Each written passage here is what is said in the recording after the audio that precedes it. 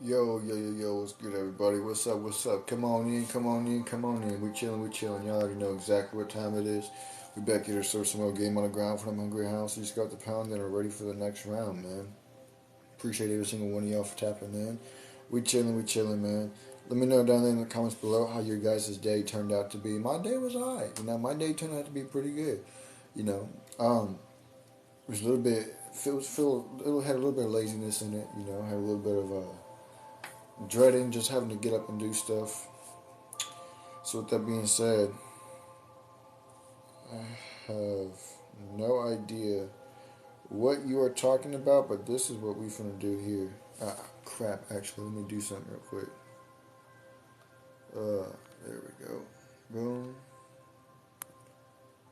and boom, just like that. So this is what we finna do to you right here. Boom, and boom. Because I don't know what you're talking about.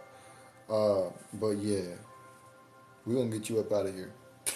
We don't come up in here to talk goofy, man. We come up here to speak truth and cover different topics that need to be covered, but other people don't cover. And what we're going to be talking about today is a couple, a South Carolina couple working in Uganda that are actually being charged with. I don't, I don't know if I can say this without getting bananaed or what, but basically they caused harm to a 10-year-old child purposefully, you know, in an interrogating way. We'll just say that. They caused harm to a 10-year-old child purposefully in an interrogating way. Uh, I saw this and I'm just like, yo, no way, no way. So that's what we're talking about today.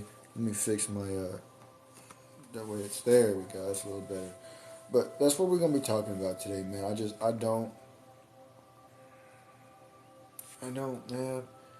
What's good, Joe? Appreciate you for tapping in, man. But I don't get how people can cause bodily harm to a child in an interrogating way like that. It don't make no sense. There's sickening people who do that, man.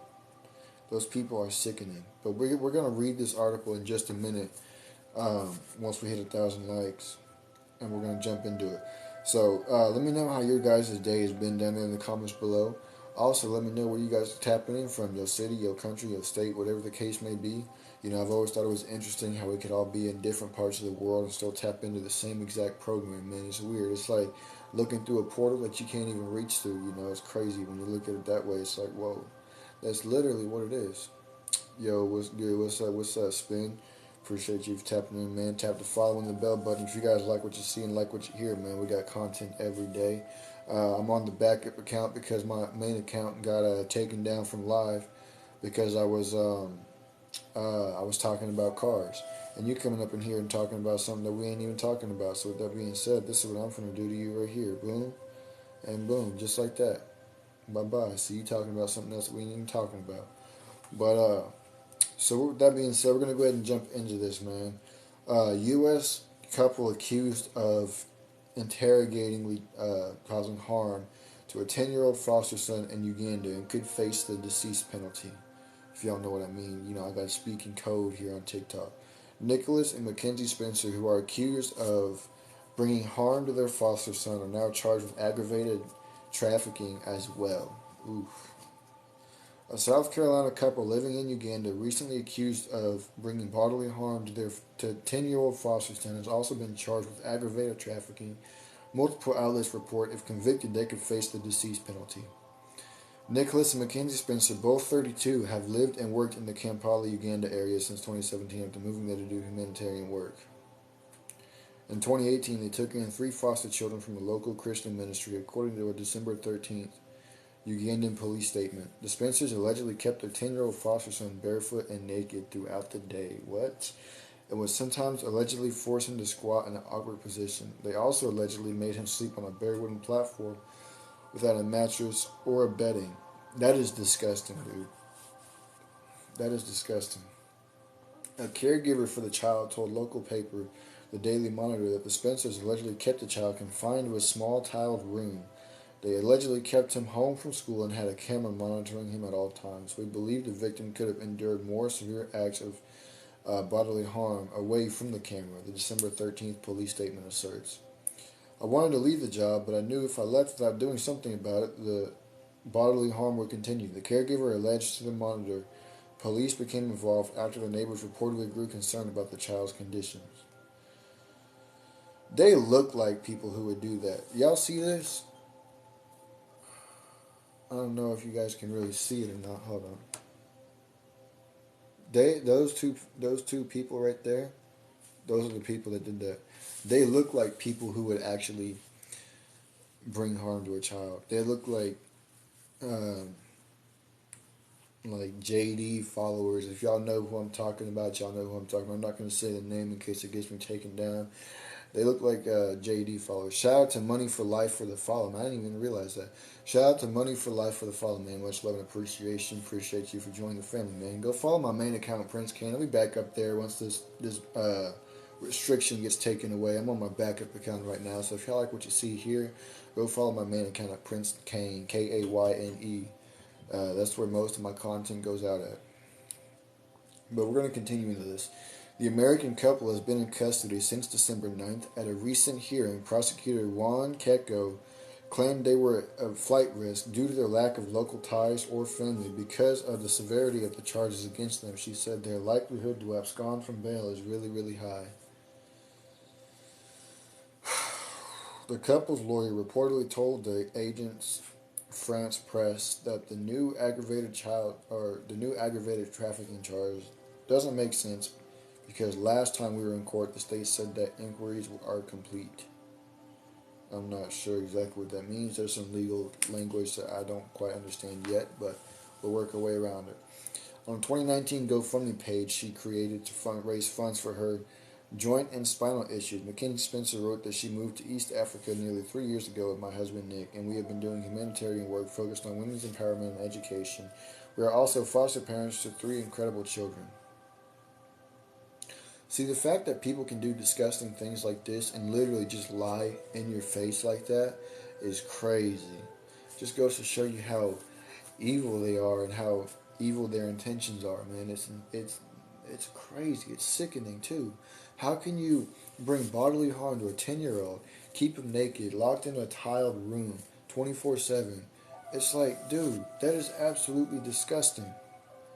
The Department of State spokesperson previously told People we are aware of reports of the arrest and detention of 2 U.S. citizens in Kampala. We are monitoring the situation due to privacy considerations. We have no further comment at this time. The couple pleaded not guilty to the preliminary charges against them. Per multiple reports, they have not yet entered a plea on the trafficking charge. The Spencer's lawyer, Layla Saali Wulid, I hope I didn't just butcher the name, could not immediately be reached. People contacted the Uganda police force but did not hear back right away. Oh, dude. It's always the kids, man. It's always something happening to these kids, or these kids is always doing something. You know, it's a shame. Our youth is crashing out enough as it is. You know, and there's not, it doesn't help the fact that people be doing stuff to kids too, man. See, there's a lot of stuff that happens in foster care. You know, that's what I was talking about earlier. Is foster care, man. It needs to be restructured. Anybody who is prone to any kind of abuse or anything like that needs to be taken. Needs to have any whatever licensing or whatever the case is that you need to have to be a foster parent. Anybody who is prone to any kind of abuse like that needs to have it revoked, 100%. Because this is not it, dude. This is a 10-year-old child, bro, and they keep them locked up like an animal. It's disgusting, dude.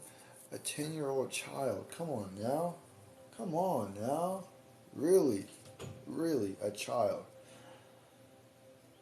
I bet you if somebody were to do that to them for almost their whole life, they would never do that again to anybody else ever again. I promise you that. If they were to feel the kind of pain that they bring to that child, they would never do it again.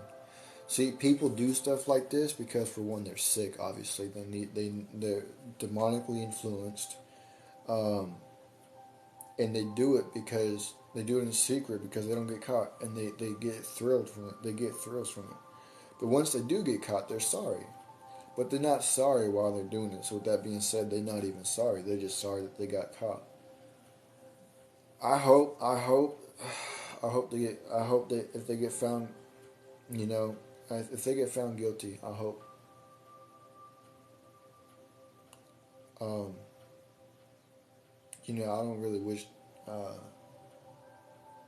deceasement on anybody. So if they don't get that, then I hope they at least get life in prison without the possibility of parole. Because no matter which way you look at it, it's sick. Yes, it is disgusting. Yes, it should not be tolerated at all. Yes, it should not be.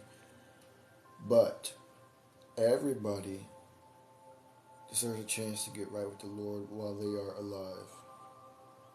And it sucks because you want to say, yeah, throw the book at him, give him the D penalty, um, this, that, and the third.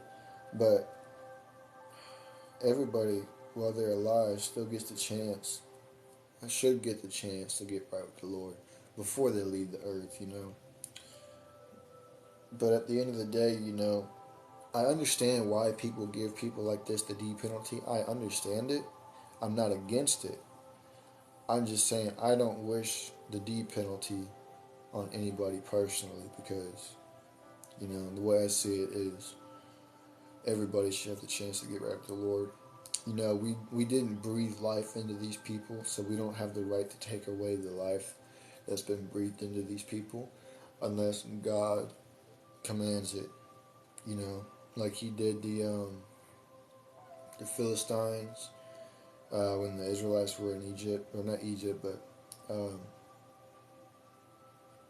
was it the Philistines? No, it was the Amalekites. When they fought the Amalekites on their way to the Promised Land after they left Egypt, them.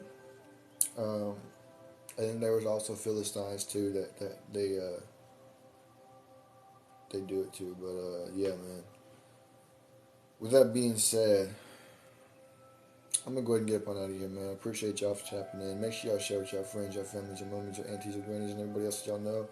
And I'll see you all on the next time. Deuces.